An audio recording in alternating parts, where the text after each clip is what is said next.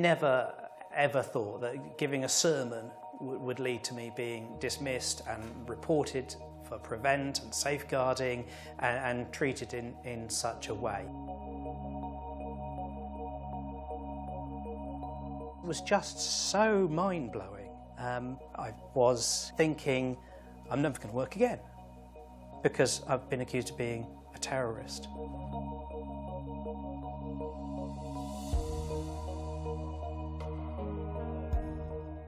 My role in the school as chaplain was to talk about the Christian faith, mostly just trying to commend Christianity without forcing it. And I was always very clear, please listen to what I'm saying, please think about what I'm saying, and then make up your own mind.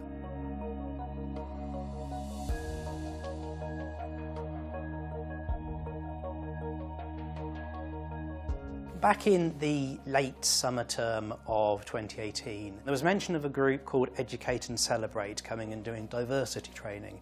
And I thought, okay, I'm not sure what that is. I might just do a quick internet search. And it very quickly became clear to me that this was an organisation which has a very strongly pro-LGBT agenda. The idea that they wanted to smash heteronormativity struck me. I know that's a very strong expression, that's very loaded. Smashing things, that felt very political.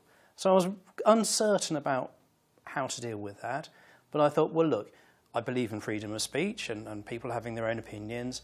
On balance, the best thing to do is to wait and hear the training, and then if I've got concerns, go to the senior leadership of the school and say, there's something difficult here from a Christian point of view, which I thought there probably would be, but I wanted to make sure. I thought that was only fair.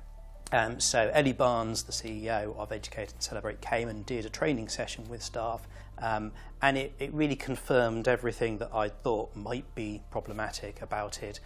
She had the staff chanting about smashing heteronormativity, and some of the content was clearly inaccurate. She talks, the Educate and Celebrate programme talks about gender identity being a protected characteristic, which it just isn't in the Equality Act.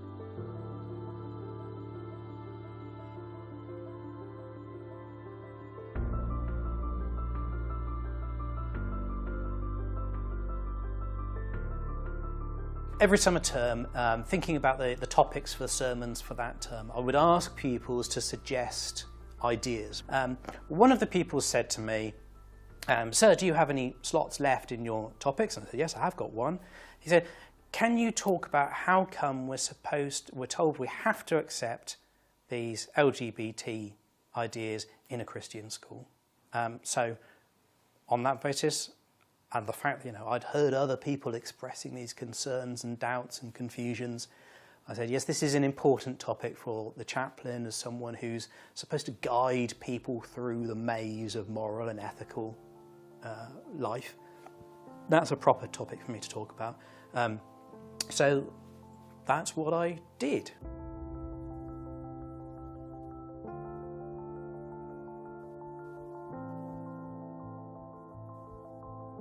This is the sermon I gave in June. You might be concerned that if you take the religious view on these matters, you will be attacked and accused of homophobia and the like. But remember that religious belief is just as protected in law as sexual orientation, and no one has the right to discriminate against you or be abusive towards you.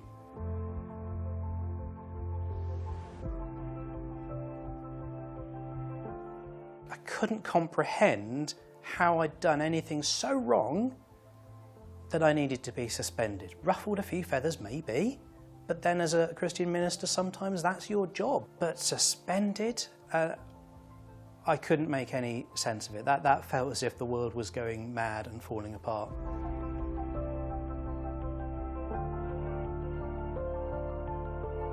When I initially read the thing in the document saying that there'd been a prevent referral, I can't really remember exactly how I reacted because it was just so mind-blowing. The fear, are you going to have the police breaking in your front door at 6 o'clock in the morning and dragging you off and seizing all the computers in the house and turning it upside down, searching for evidence, and that sounds extreme. And of course, in reality, I didn't for a moment believe that could happen. But if the world is mad enough to say that a Church of England minister talking about the Church of England's beliefs is an extremist, a violent extremist, if it's mad enough to say that in the first place, someone else might be mad enough to act on it.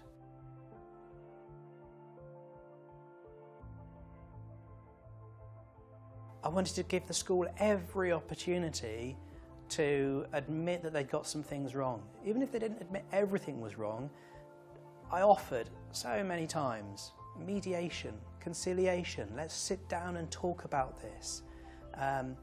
But sometimes there comes a point where you just have to say you've had enough chances, now it's time to speak out. Now it's time, as it were, to be a whistleblower, to speak the truth. I've got a legal case coming up to challenge the school on the way they've treated me, the fact that they've discriminated against me for being religious. I was too religious for them in a Christian school. Now, when ideologies compete, we should not descend into abuse. We should respect the beliefs of others, even where we disagree. Above all, we need to treat each other with respect, not personal attacks. That's what loving your neighbour as yourself means.